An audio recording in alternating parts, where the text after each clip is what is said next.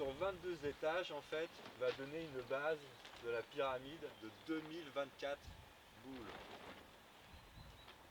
Du coup, je peux déduire que l'année 2024 est une année pyramidale. Je peux retirer ma rune 21 qui sort du 1. Alors peut-être on pourrait dire du 11, mais si on accepte l'ancien calendrier junien, où septembre est 7, octobre est 8, novembre est 9, novembre, décembre est 10, janvier est 11, février est 12 et mars, le 13e mois, mais en fait qui est le premier, qui est le printemps, le renouveau.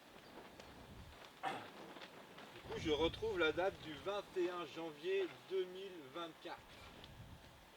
Incroyable!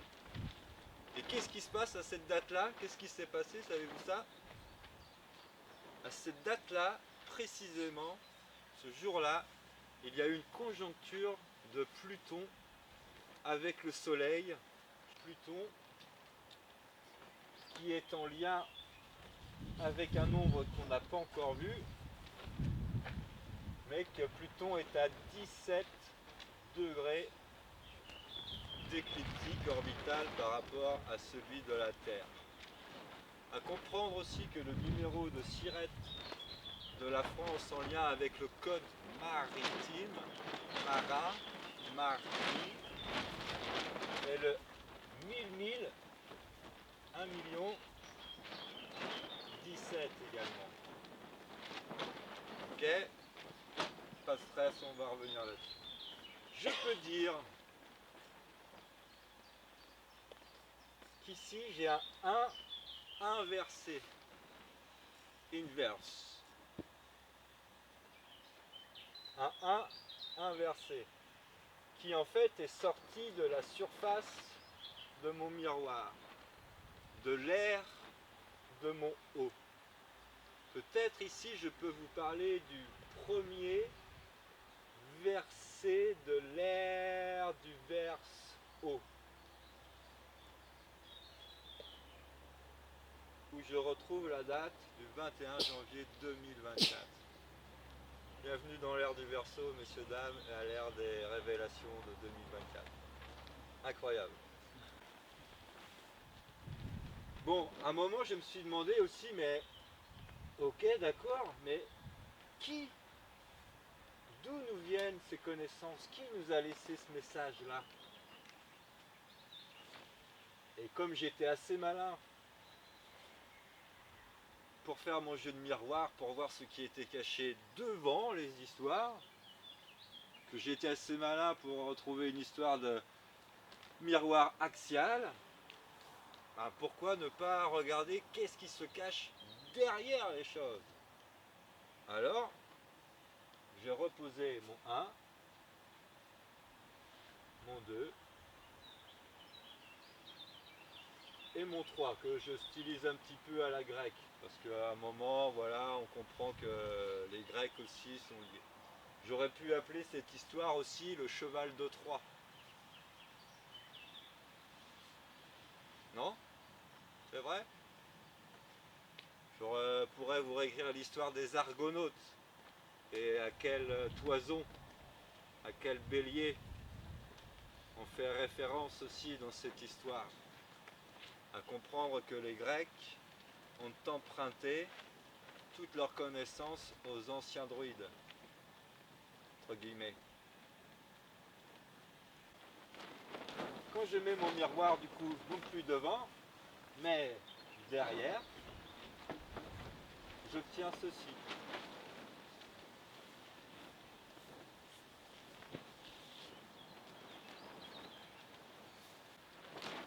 En fait, je retrouve ici, alors peut-être c'est la flèche de Cupidon tout à l'heure qui nous manquait, mais je retrouve cette flèche-là qui quand même nous montre quelque chose vers le haut, et je retrouve ce symbole ici même, qui est la rune numéro 17.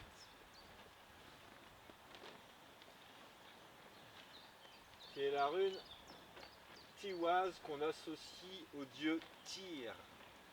Tyr, qui est un dieu symbolise la justice aussi, ce qui est droit. On dit des fois que c'est le fils d'Odin. Je retrouve ici, bon là peut-être un petit peu mieux dessiné, je peux y voir une pyramide en éruption.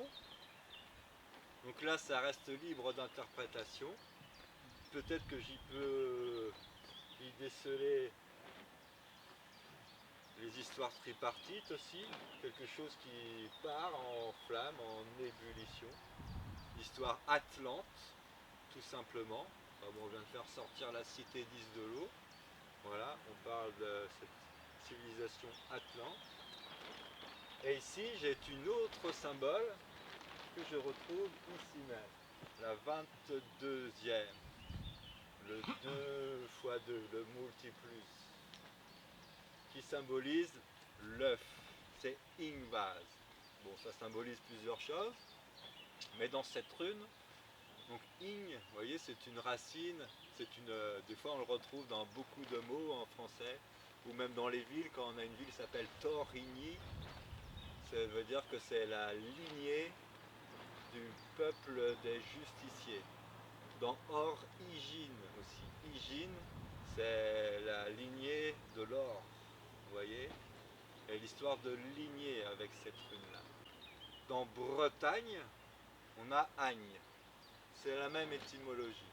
Igné, agneau. Agneau qui est la lignée du bélier, le fils de. Igné, c'est aussi le feu. Feu les aïeux. Comme dans Bretagne, où Agne, dans Bretagne, symbolise le feu. Bien, dans le mot en français qu'on utilise pour désigner ces grandes collines, on appelle ça des montagnes. On retrouve aussi ça dans pas mal de mythologies. Donc je peux dire peut-être que toutes ces connaissances nous arrivent de la lignée de Tyr qui ont soit survécu à l'éruption du mont Mérou, ou peut-être à la destruction du monde Atlante par le feu. Voilà, ça, j'ai pas tous les tenants et les aboutissants. Incroyable, qui est quand même le nombre 17. On dit que c'est le chiffre du grand architecte. Et que si vous voulez joindre Dieu à ce numéro-là, vous allez être surpris de votre interlocuteur. Faites-le, vous allez rigoler. Bien.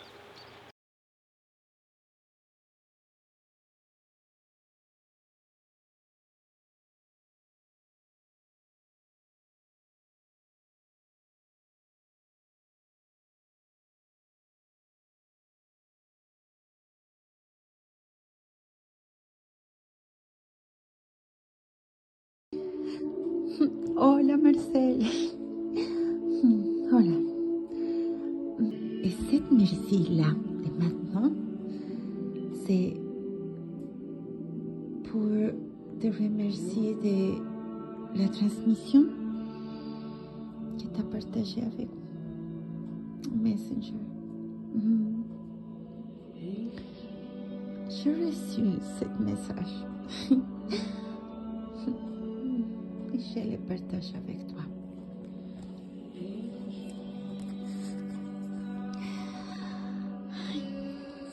Mon être dans la mémoire de l'eau. Salut à ton être dans tous les royaumes. Humain, animal, végétal, minéral, élémentaux, invisible mais visible aux yeux du cœur. Dans les principes féminins et masculins de la vie.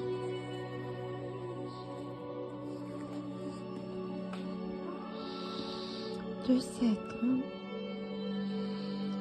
qui à partir de la glande pinéale regardent dans la vision véritable de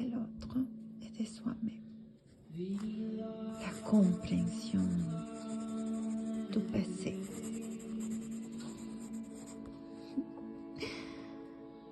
la vision, la compréhension de la création.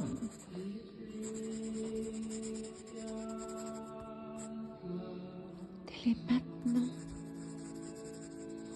de le aujourd'hui.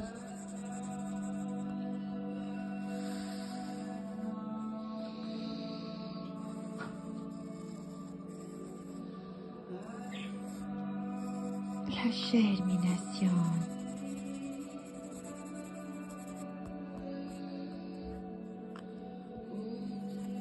l'aigle et le condor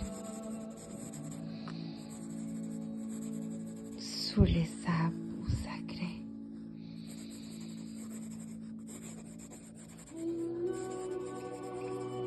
Arbres, montagnes, sagrados abuelos, les dragons, gardiens de Cristo à l'intérieur de la terre, du sablier cosmique.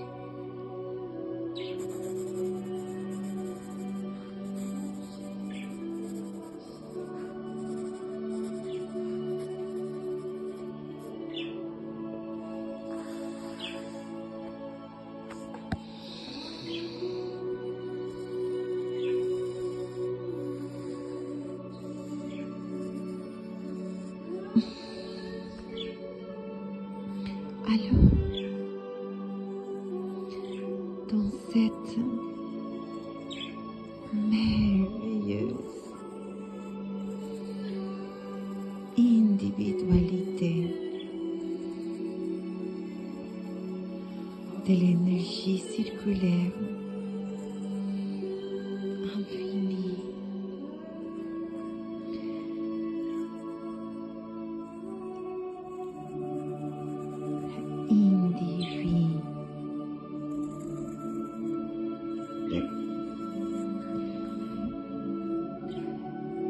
dualité.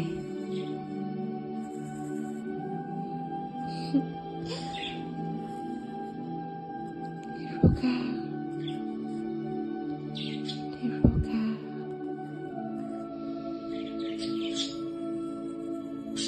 l'amour dans la base.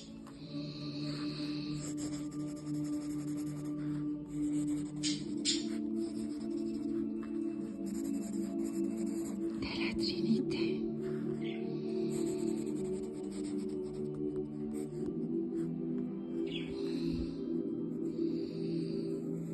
Dans l'énergie circulaire et sacrée.